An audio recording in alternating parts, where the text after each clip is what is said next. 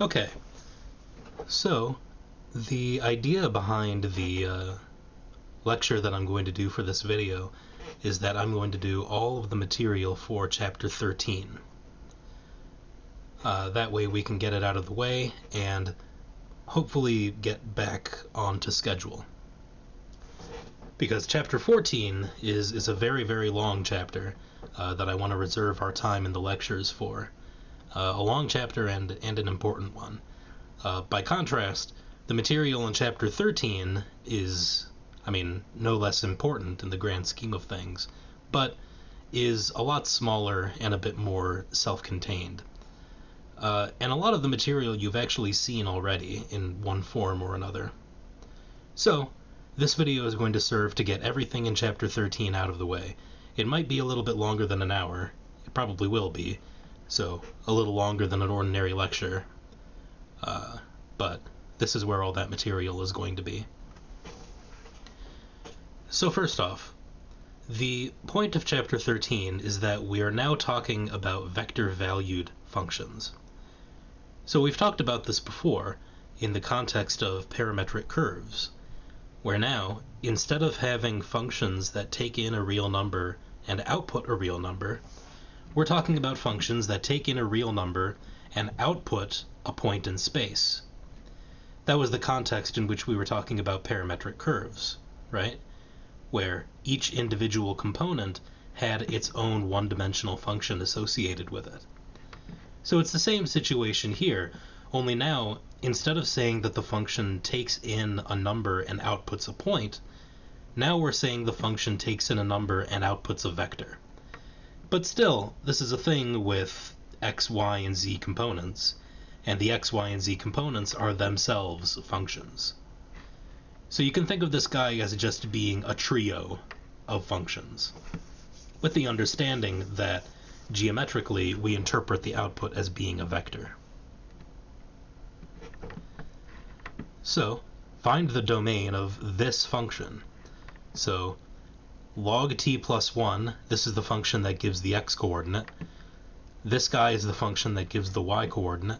This is the function that gives the z-coordinate, where the input to all three of them is the single number t. So remember that the domain of a function is the collection of inputs for which the output is well defined. Well, the only problem is going to be with the natural log, because the natural log is only defined for positive numbers. Here we have a division, so this dude can't be 0. And we have a square root, so the thing in the square root has to be positive. Those are the only things that are going to restrict the domain. So, as I say, the natural log is defined only when the input is positive, so we get t has to be greater than -1. This guy is only defined when the thing under the square root is positive, and also not 0, so we don't divide by 0. Hence we get t is between -3 and 3. Now, both of these conditions have to be satisfied simultaneously for the vector-valued function to make sense. So that means t has to be both larger than -1 and between -3 and 3. Well, clearly that means it's between -1 and 3. So that's the domain of the function. It's the interval from -1 to 3. So if we want to see what this curve looks like, it's a curve in 3 dimensions, where for every point on the curve, the x, y, and z coordinates are specified by their respective functions. So this slider down here controls the value of the parameter. At the extreme left-hand side, we have -1, because this guy only works between -1 and 3. So as we move towards -1, you can see that the point corresponding to it on the curve just shoots off to infinity. So beyond -1, it doesn't make any sense. Then, as the parameter increments, we move up along the curve, until as we approach the right end of the domain at 3, again, it shoots off to infinity. So the entire curve is contained for values of the parameter between -1 and 3. And that's because at the extreme ends we get, well, unboundedness. But yeah, it's the same situation as with parametric curves, only now we're talking about it in 3D. That's all there is there.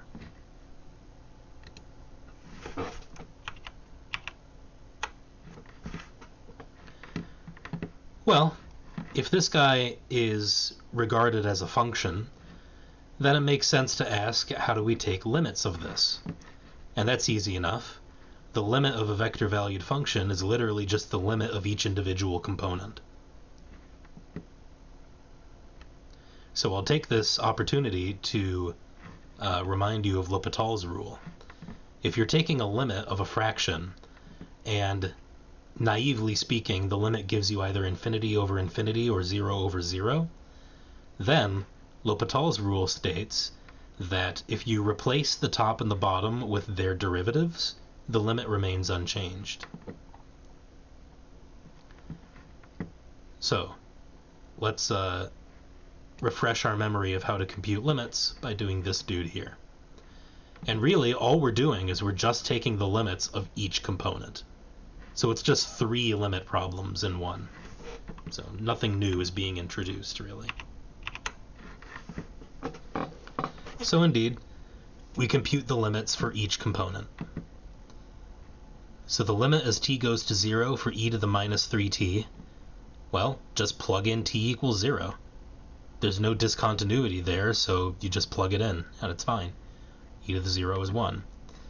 Similarly for the z component, the cosine, just plug in t equals 0, there's no problem doing that, and you get 1.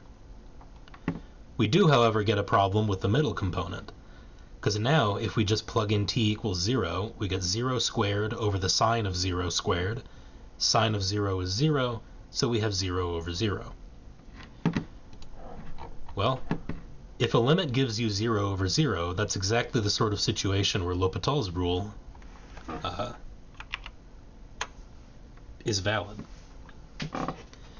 So, L'Hopital's rule says, replace the top with its derivative, replace the bottom with its derivative, and then try again. So derivative of t squared is 2t, derivative of sine squared t is 2 sine cosine by the chain rule. Now if we plug in t equals 2, well, we get 0 over 0 again. That's fine. Let's do L'Hopital's rule again. These 2's cancel. Derivative of t is 1. Derivative of sine cosine, we have to use the product rule here, but we get cosine square minus sine square. Now if we plug in t equals 0, we get cosine of 0 is 1, sine of 0 is 0. So this whole thing just ends up being 1 divided by 1, which is 1. Cool, so it works. So our final answer is, well, the x component limited to 1, the y component limited to 1, the z component limited to 1. So the final limit is just 1, 1, 1. So 3 individual limits. And if we look at a picture of this, so this is the sort of curve that this guy is describing. So as the parameter is incremented, it traces out the curve like so. So we were looking at the limit as t goes to 0, right? So you can see GeoGebra put a little spot here on the curve at t equals 0, and that's because when t is equal to 0, we have 0 divided by 0, right? So GeoGebra recognizes this and says, that's undefined, I can't do it. And so it puts in a little spot to show you that little problem zone. But we just computed the limit, and we know the limit is actually 1, 1, 1. So there's no actual problem there.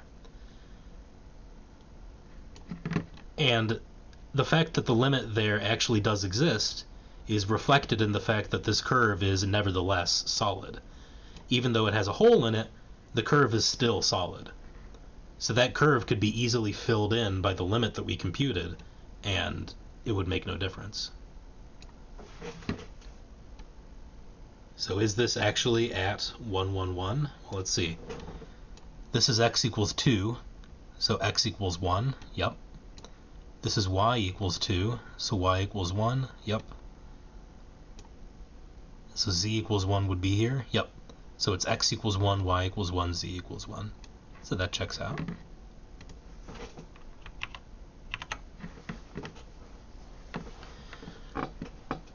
Here's a construction which is occasionally useful. I don't know if we're going to see it again in this course, but you'll certainly see it again in your career if you do mathematics at all. A line segment. So we know how to construct lines.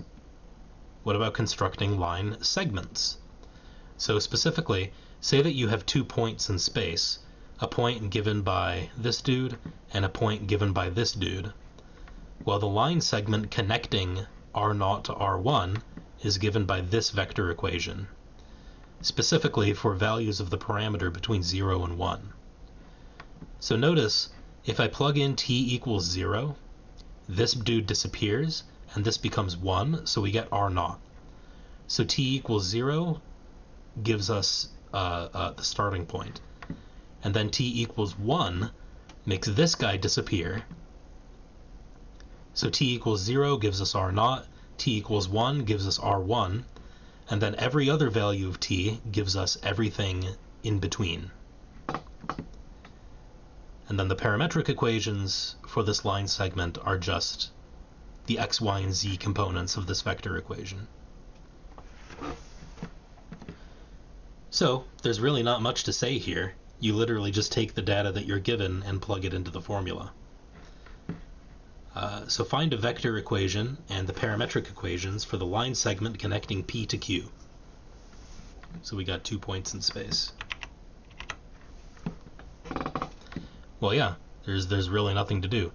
So it's 1 minus t times the vector corresponding to the first point plus t times the vector corresponding to the second point, for t between 0 and 1 only. That way, instead of getting an entire line, we only get a portion of a line. So this restriction on the parameter is necessary. So the x, y, and z components then are as shown. So what does this look like? Well, here are the 2 points indicated. Here's the point P. Oops. Really? I can't undo that action? Alright, thanks. Well, here's the point P and here's the point Q. And we have the line segment connecting them. So this slider down here controls the parameter. So here, when the parameter value is 0, we're at point P at the initial point. Then as I increment the parameter, we move along the line until when t is equal to 1, we get at the second point. So that's all there is to it.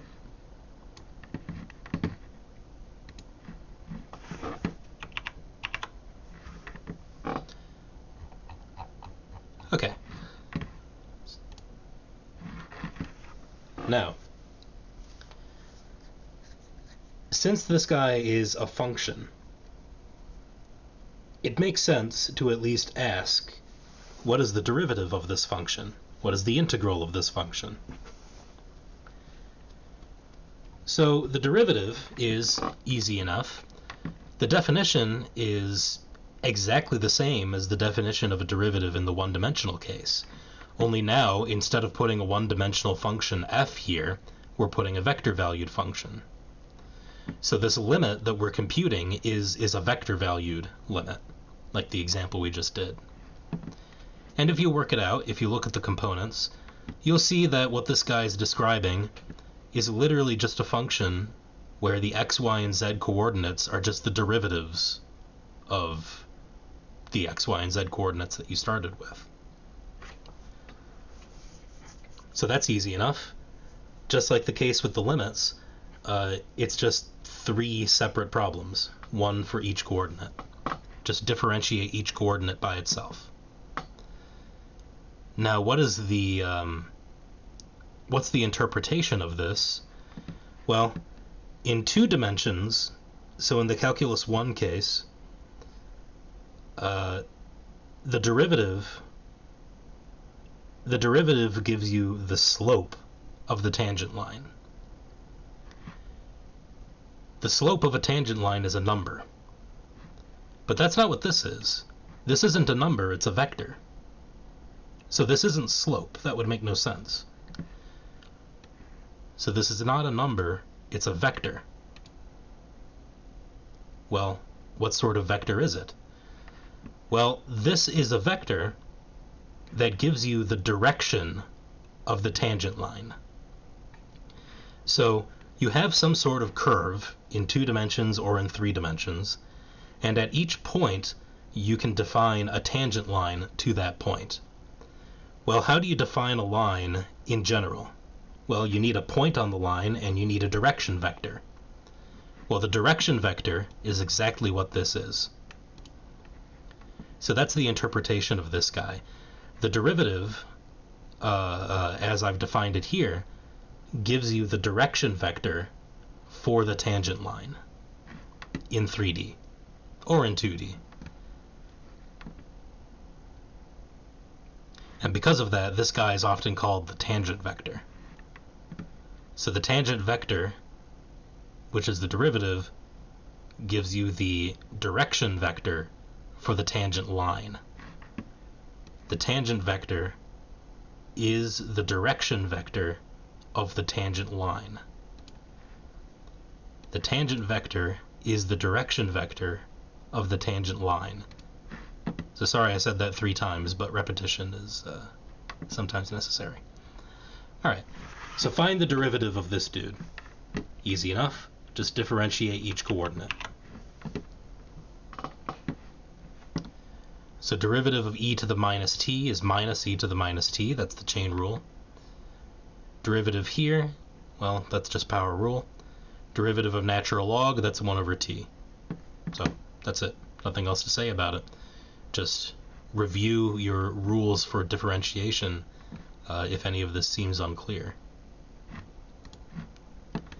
Next, find parametric equations for the tangent line to the function at the specified point. So we need to find the equations for a line in 3D. So what information do you need to get a line in 3D? Well, we need a point on the line and we need a direction vector. The point on the line was given to us. That's 0, 0, 1. The direction vector, as I repeated 3 times, is the tangent vector at that point. And the tangent vector is the derivative.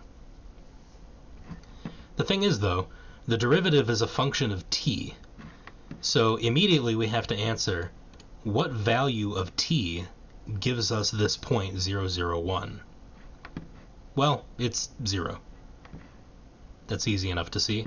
If you plug in t equals 0, well, we get log of 1, which is 0. This is clearly 0. And 2 to the power 0 is 1. So we get the point back out of it.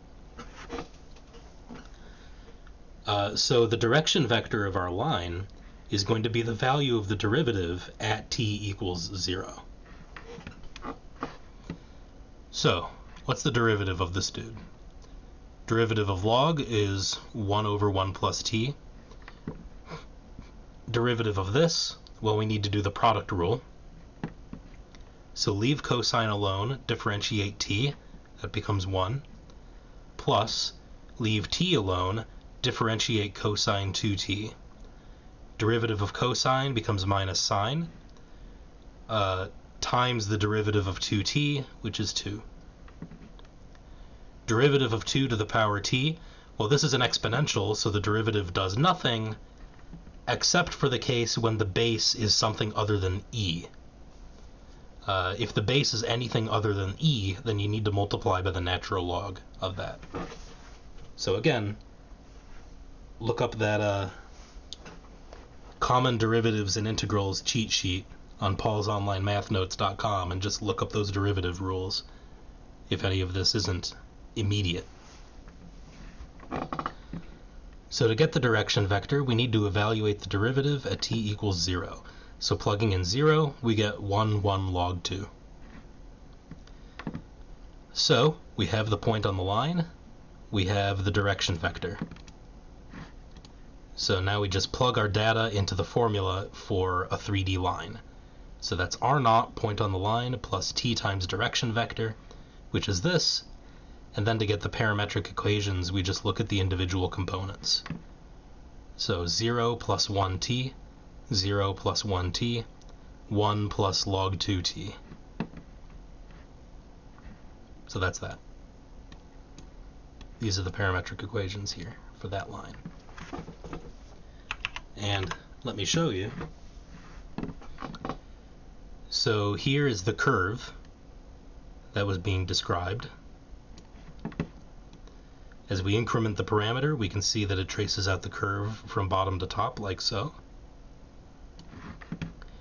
Now, the derivative gives us the tangent vector.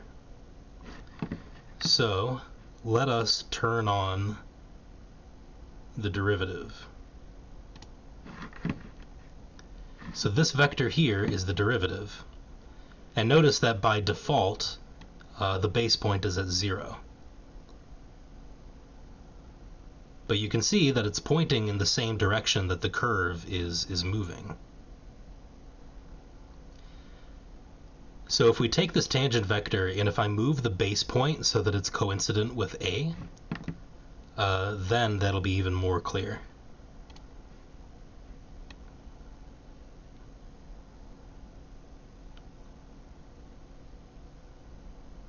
So that vector being traced out is the derivative. So the derivative is literally giving you the direction in which the curve is being traced at any given point. And the length of the derivative gives you the rate at which the curve is being traced. So notice over here, the point is shooting off to infinity in finite time. So as a result, the length of the derivative is becoming infinite. But then it slows down, and then it starts speeding up again because of that exponential there. Furthermore, if we look at the actual lines, so that's the tangent vector, that's the derivative, and the tangent vector is the direction vector for the line. So there you can see the tangent lines at every point. And indeed, the tangent vector is giving the direction. So we were interested at the point t equals 0, so that would be right here. Here. Here. So this is the line. This is the line whose equation we just got. Okay.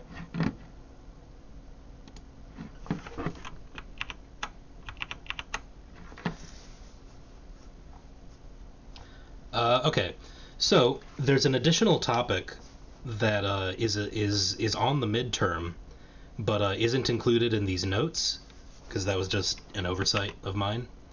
But I include them here, and it's just a couple extra like bits of notation. Just make sure I'm still recording here. Yeah, we're good. Sometimes there's an error and it'll just like stop recording out of nowhere, and that sucks. Anyway, so here's just a couple extra bits of notation. So the tangent vector is the derivative. The unit tangent vector is given by this notation, big T, and, well, you guessed it, it's literally just the tangent vector, but scaled down so it's of unit length. The unit normal vector, however, is take the derivative of the unit tangent vector and then scale it down so that its length is 1. And the unit normal vector, as implied by the word normal, is a vector which is everywhere perpendicular to the tangent line. And in particular, the unit normal vector is going to point in the direction that the curve is turning, if the curve is turning at all. If the curve is straight, then the unit normal vector is always 0. But if the curve is curved, then the unit normal vector will give you the direction that the curve is turning in. So we'll see that in a moment. So example, compute the unit tangent and unit normal vectors of this guy. Well, there's not much to say. You basically just compute the necessary ingredients and then put them together. The thing is, though, this computation can often get really, really messy and ugly. So this problem, and any problem that you would encounter on an exam, is going to be contrived so that it simplifies very nicely, because otherwise it's going to just get untractably gross just with the algebra.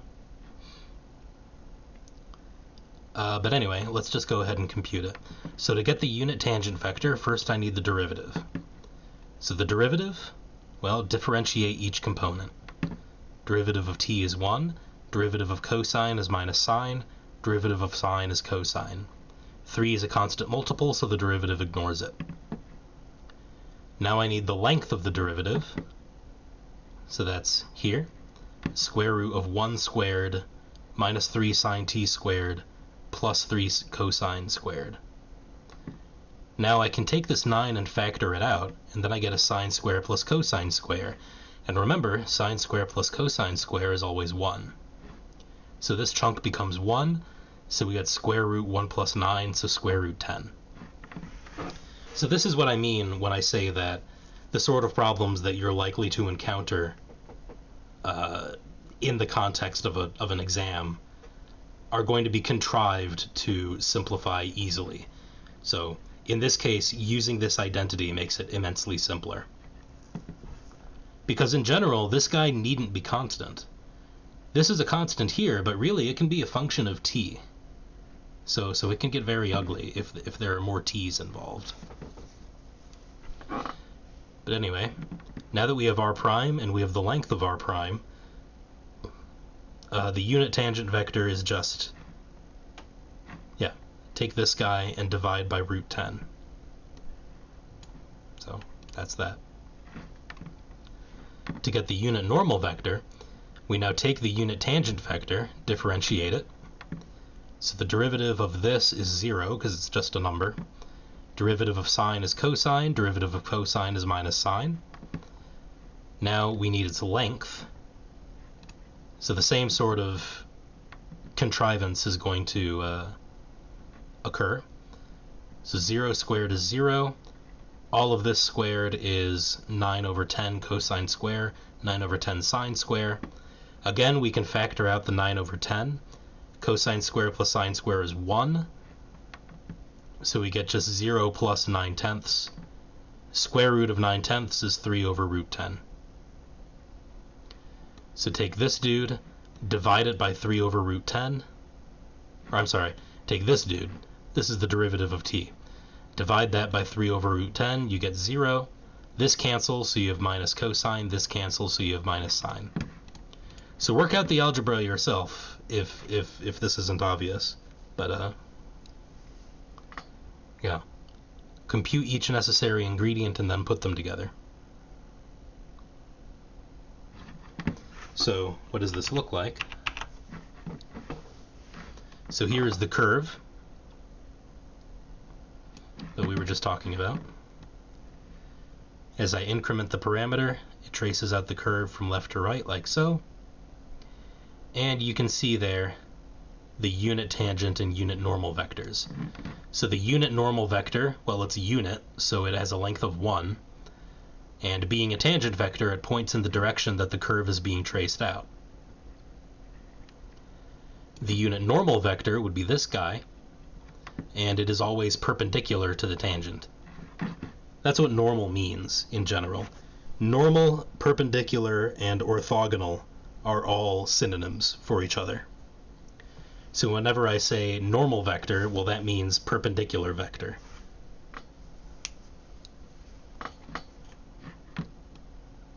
So, yep. So the normal vector is always perpendicular to the tangent. And it always has a length of 1, just by construction. And notice that the normal vector is always pointing in the direction that the curve is turning.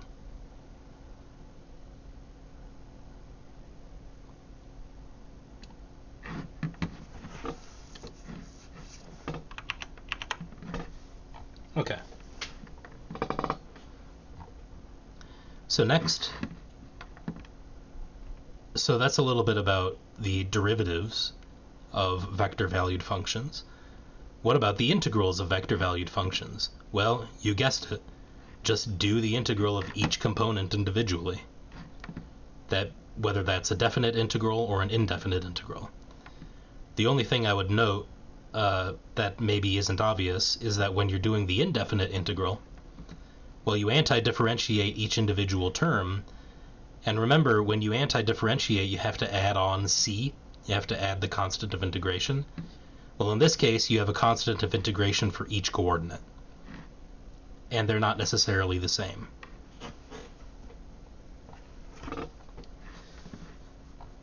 So we're going to skip this second one for now, because we're going to do another example in a moment, which is very similar to it. But let's do this dude. Evaluate the integral. Well, just integrate each individual component. So the integral of 1 over t plus 1, well, that's natural log, right? The integral of 1 over stuff,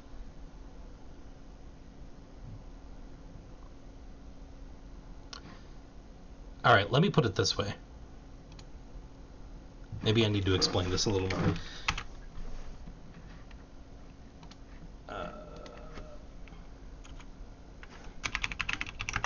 So recall that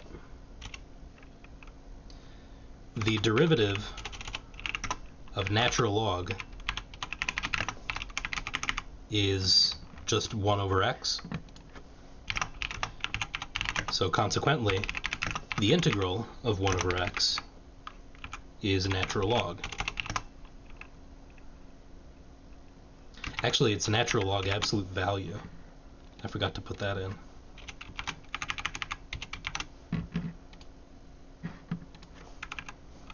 Plus whatever. So how does this help us here, because we have a plus 1? Well, recall the method of u substitution. So let u equal t plus 1. Then, if we differentiate du dt, well, what's the derivative of this dude? Derivative of t is 1, derivative of 1 is 0. And if we rearrange, we get that dt is equal to du. Right? If we literally just multiply both sides by dt to bring that up here. Now, how does that help? Well, now we can take this integral here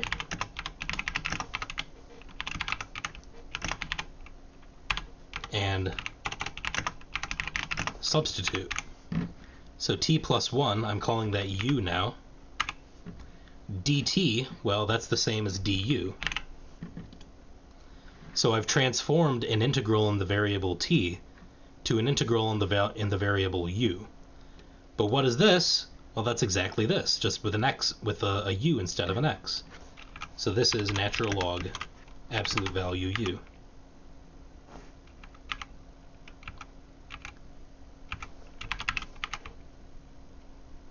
And what was u? U was t plus 1. So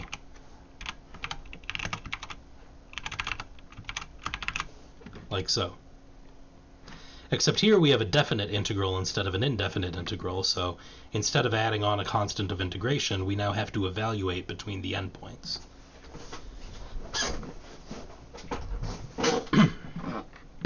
So plugging in t equals 1, we get log 2. Plugging in t equals 0, we get log 1, but log 1 is 0, so that doesn't affect anything. Now what about the antiderivative of 1 over t squared plus 1? Well, that's the arctangent. No tricks there, it's just, that's what it is. Either you remember that or you don't. Arctangent of 1 is pi over 4, arctangent of 0 is 0. So that's the second component. As for the third component, we're going to do u substitution again. So t squared plus 1 is on the bottom, so I expect that we're going to get a situation similar to this, where a natural log pops up. So let u be t squared plus 1. Differentiating, we get 2t. Rearrange to solve for dt, and we get this. And then substitute it into the integral. So t squared plus 1 becomes u. dt becomes 1 over 2t du. The t's cancel. The 1/2 can be brought out front. And again, we just have a 1 over u left over. So the integral of this is natural log absolute value. U is t squared plus 1, so replace that with t squared plus 1. Oops. When you plug in 1, we get log 2. Plug in 0, we get log 1, which is 0. So altogether, it's 1/2 log 2. So that's x component, y component, z component. So altogether, the final integral is the vector composed of those three sub-problems. So again, nothing new really is being introduced that you didn't already see in Calculus 1. Or maybe Calculus 2 is when we do the natural logs, just depending on where you did calculus. If you did Calculus 2 with us at NIU, then that's where we did this log business. Okay. So that's that. Next section, it's a short one. Arc length. Well, you guessed it. It's exactly the same formula that we've been doing for parametric curves. Only now, instead of just x and y components, we probably have a z component as well. I would note that this guy has a particularly compact form here, which I think is illustrative, because if we're trying to find the length of a curve, it makes sense that we're adding up little lengths all along the way. And that is indeed what we're doing. We're adding up little lengths of tangent vectors. So it's literally as if we're taking the curve, chopping it up into a bunch of little tangent vectors, and then adding up their lengths. So that's exactly what's happening here. So same formula that we've seen already, just maybe with an additional z component. So write an integral for the length of this curve. Well, what are the ingredients? We need the derivatives of the x, y, and z components, and then we just need to plug those in. So derivative of this is just root 2. The t goes away. Derivative of e to the t is e to the t. Derivative of e to the minus t is e to the minus t times the derivative of minus t, which is minus 1. Square those. This becomes 2. This becomes e to the 2t. The minus gets squared away. This becomes e to the minus 2t. And, well, there you go. That's all there is to say. This particular example you can actually do, but I wouldn't bother.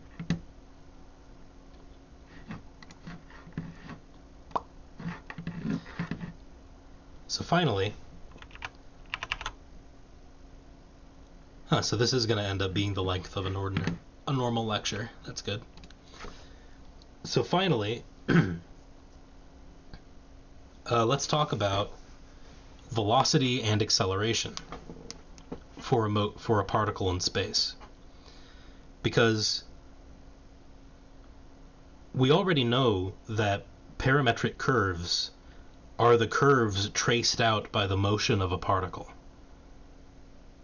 Because as we increment the parameter, we are incrementing the position of a point in space. So if you're talking about the motion of a projectile, a parametric curve, or equivalently a vector-valued function, is the appropriate object to use to describe its motion. So in that context, if our vector-valued function is actually giving the motion of a particle, then what interpretation do we give to the derivative? Well, that's the velocity. Similarly, the acceleration is the derivative of the velocity. and the speed is specifically the magnitude of the velocity. So velocity is a vector quantity because it has both a magnitude and a direction, but when we say speed, we mean specifically just the magnitude of the velocity. So speed is just a number. So again, nothing new being introduced, just we're connecting physics with what we've been doing.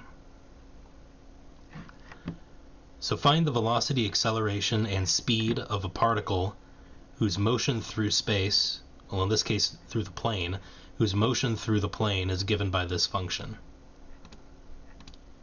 And it says some other stuff, but we'll address that. Okay, so a particle moves through space, or moves through the plane, and its position is given by this function, where now the value of the parameter can be interpreted as time. So our use of the letter t is suggestive. So what's the velocity? Well, the velocity is just the derivative.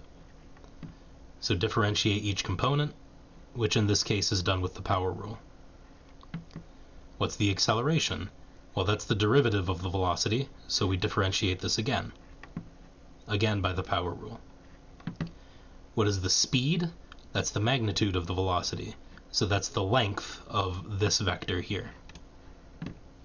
So it's square root 2t squared, which becomes 4t squared, and then all of this junk squared, which negative 2 squared becomes 4. This squared becomes, multiply the exponent by 2 to get negative 6. So that's all there is to say about that one. Oh yeah, and I have a picture for it. So the motion, or the curve for this guy is this exponential looking curve. As we increment time, we see that this is how the particle moves. It starts up here, it falls down, and then it moves to the right. And then the velocity and acceleration vectors are indicated. So the velocity vector is the tangent vector, as you can see. It always points in the direction that the particle is moving. And its length, the length of the velocity vector is the speed. So over here, it's falling at an infinite rate. So you can see already here the vector is extremely long. And then it slows down, so the velocity vector gets down to a normal length. And then it's probably going to start accelerating again. As for the acceleration,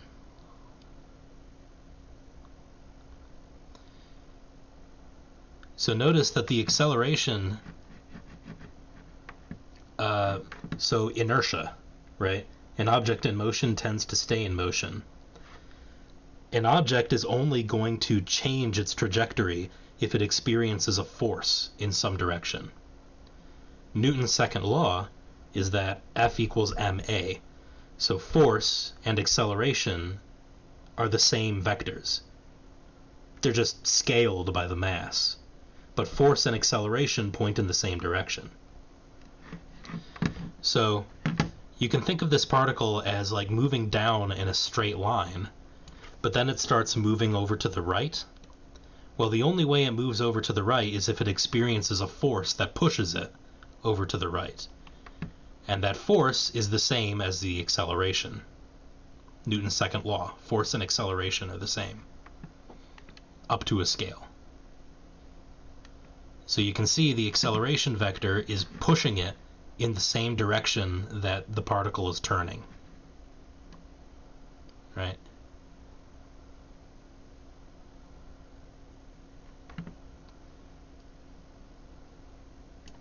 And then as we're going over here, the particle is starting to move in a straight line again, so the acceleration is starting to become collinear with the velocity, because it's not turning anymore, right? If the acceleration was pointing in this direction, then it would keep turning. until if the acceleration was always normal to the tangent vector, then it would move in a circle.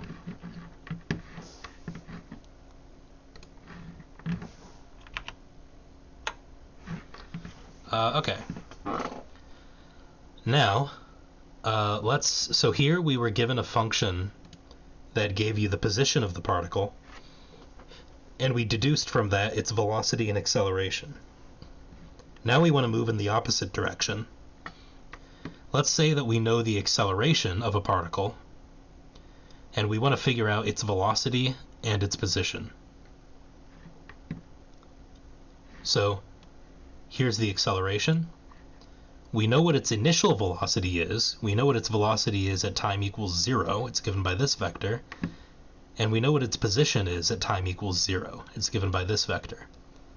This is a typo. That b shouldn't be there. So the initial position is 0, 1, negative 4. So let's use this information to figure out the velocity and position vectors. So v and r. So we have to anti-differentiate, right?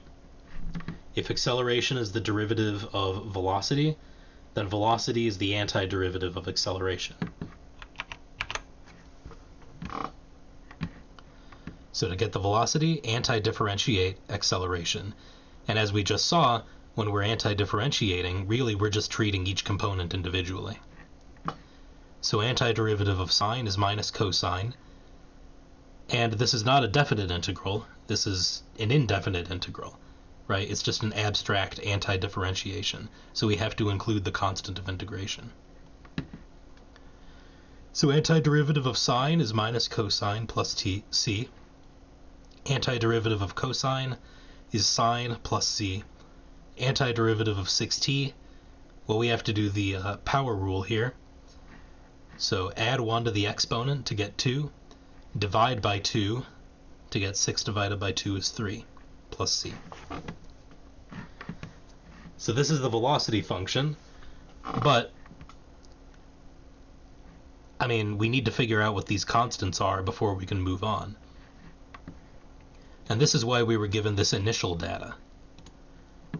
So since we know what v is at 0, we can use that information to deduce what the cx, cy, and cz are. So plug in the prescribed value. So this is the prescribed value at t equals 0. So v at 0, well, let's see. Cosine of 0 is 1. Sine of 0 is 0. 0 squared is 0. So we get this. And we know that that has to equal 0, 0, negative 1. So if these two vectors are equal, then their components have to be equal. So negative 1 plus cx equals 0. That means cx has to be 1. 0 plus cy equals 0. That means cy has to be 0. 0 plus cz is 0. 0 plus cz is negative 1. That means cz has to be negative 1. So we're literally writing equations for each component, right?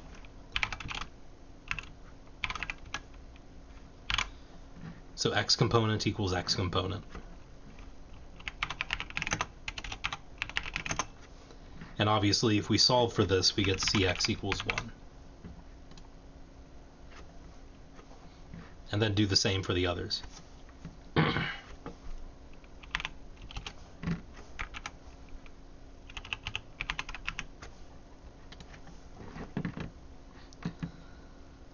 Okay, so that gives us the velocity. So the velocity is this vector. So then to get the position function, well, velocity is the derivative of position, so position is the antiderivative of velocity. So we just go through and do that process again. So antiderivative of this is minus sine plus t plus c. Antiderivative of sine is minus cosine plus c. Antiderivative of this is power rule. Add 1 to 2, you get 3. Divide by 3, that goes away. Antiderivative of 1 is t plus c. Again, to figure out the constants of integration, we have to plug in the initial data. So when t is equal to 0, sine 0 plus 0, so we just get cx by itself. Cosine 0 is 1, so we get minus 2 plus cy.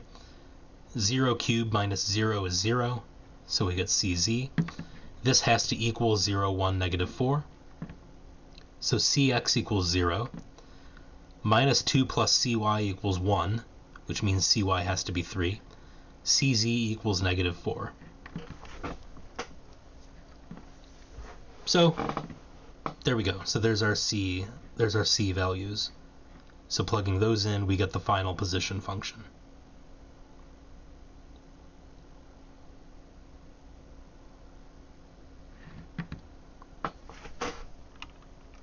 And I don't think I have a drawing for this, but yeah.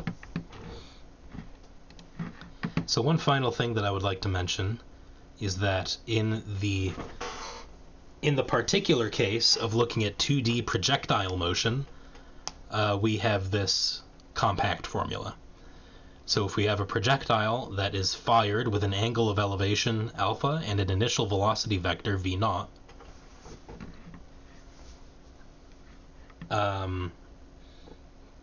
so we have a particle now that is subject to gravity. Well, I forget exactly how to work it out from the physics, but the formula is this. So it's t times the initial velocity vector minus gt squared over 2, and j, well, remember j is the unit vector that points in the y direction. So that means that this term here is just a constant negative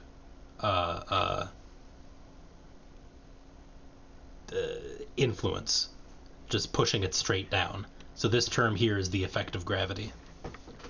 So it's actually rather elegant that it's just two terms. This is the effect of the initial velocity, this is the effect of gravity. And then those two combined effects give you the entire projectile motion. So the individual x and y components of this are given below. So the x component of the initial velocity involves the cosine of the angle. The y component of the initial velocity involves the sine of the angle. And the effect of the gravity only affects the y component because it's pointing straight down.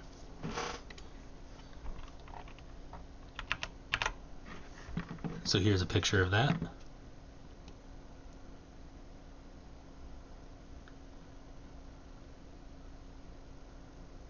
So this point A here is the place, it's the point where the projectile would hit the ground. Obviously the curve doesn't know that, so it keeps on going, but that's the point where it would stop. So it follows a parabolic arc. The acceleration points straight down due to gravity, and the velocity again is the tangent vector. If we adjust the angle of elevation, we can see how that would work, as you would expect.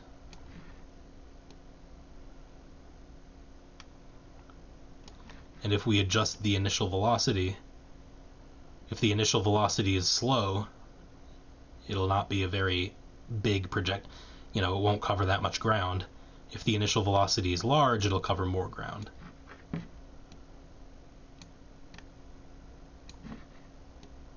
Yep. So incidentally, if you want any of these GeoGebra interactive things, you can just ask me. Okay, so that's all for Chapter 13. The lecture takes a lot less time when I've done all the math beforehand, but that just puts the emphasis on you to make sure that you actually understand the algebra, as well as the calculus, since I'm doing a lot of derivatives and antiderivatives, and I kind of just have to assume that you know that, because that's the only way that we can move on and actually do the material of the course. So it's up to you to make sure that that you can keep up, basically, and you should ask me questions whenever you can't. Alright, so that's it for Chapter 13. So we'll do the entirety of Chapter 14 in class, and that'll be a longer, meatier experience. So, see you then.